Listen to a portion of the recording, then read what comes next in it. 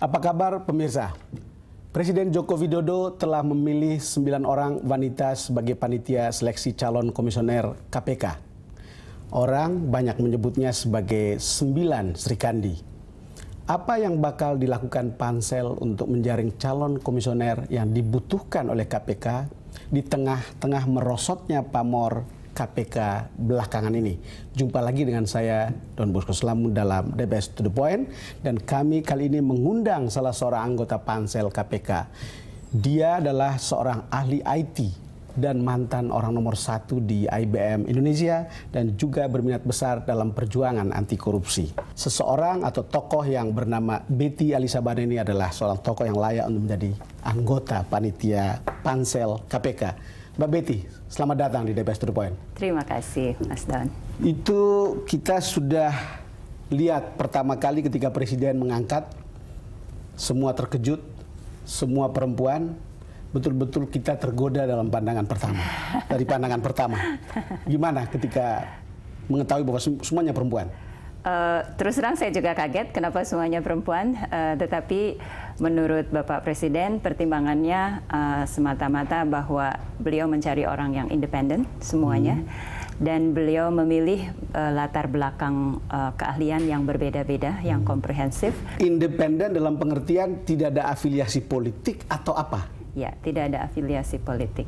Saya sebagai laki-laki merasa jadi tidak dipercaya kan kok perempuan semua yang dipakai. Kan biasanya banyakkan lakinya. Sekarang giliran perempuan nggak apa-apa dong. Apakah karena sebelumnya dianggap pilihan terhadap komisioner KPK ini lebih berbau politik sehingga ini diubah kemudian? Saya rasa yang kami tangkap, pilihan sebelumnya itu terlalu berat di satu sisi, ya. Semuanya itu latar belakangnya hukum dan semua fokusnya penindakan.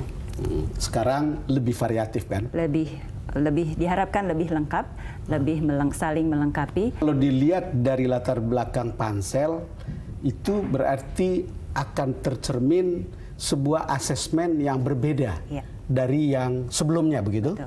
Betul, akan lebih menyeluruh. Akan lebih menyeluruh, tapi bisa digambarkan kira-kira model output yang akan diperoleh yang ada di dalam imajinasi atau di dalam rumusan Pansel tentang ini? Kami melihat bahwa 5 pimpinan KPK itu harus mempunyai kompetensi yang cukup lengkap, ya, karena ada unsur, jelas ada unsur penindakan, jelas ada unsur pencegahan, ada unsur koordinasi dengan lembaga-lembaga lain.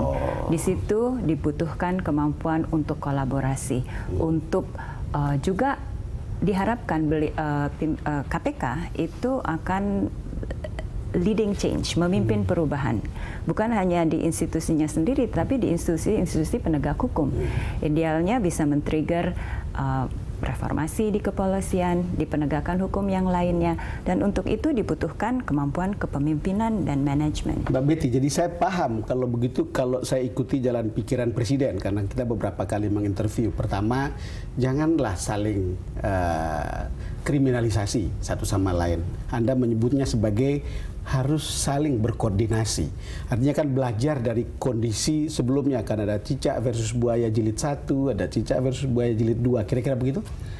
Ada unsur itu, tapi intinya kita jangan lupa bahwa KPK itu dibentuk karena kita melihat ada masalah korupsi yang merupakan kejahatan luar biasa, dan karenanya penanganannya pun harus dengan cara yang luar biasa. Dan ujungnya kita menginginkan Indonesia itu lebih bersih, ya. Sekarang Corruption Perception Index kita itu rendah sekali, 3,4, ya. Dan untuk itu nggak bisa hanya KPK sendiri dan nggak bisa hanya menangkapi koruptor. Ya, kita harus membangun sistem.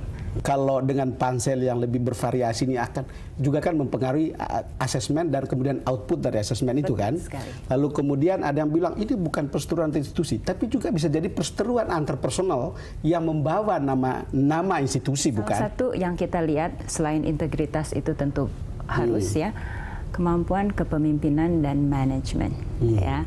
Kemudian yang berikutnya adalah independen, ya, artinya dia berani bersikap yang benar tanpa dipengaruhi oleh kepentingan-kepentingan yang lain. Kemudian yang ketiga adalah kompetensi. Mbak Betty, kita jeda lagi. Pemirsa, kami akan segera kembali selepas jeda berikut.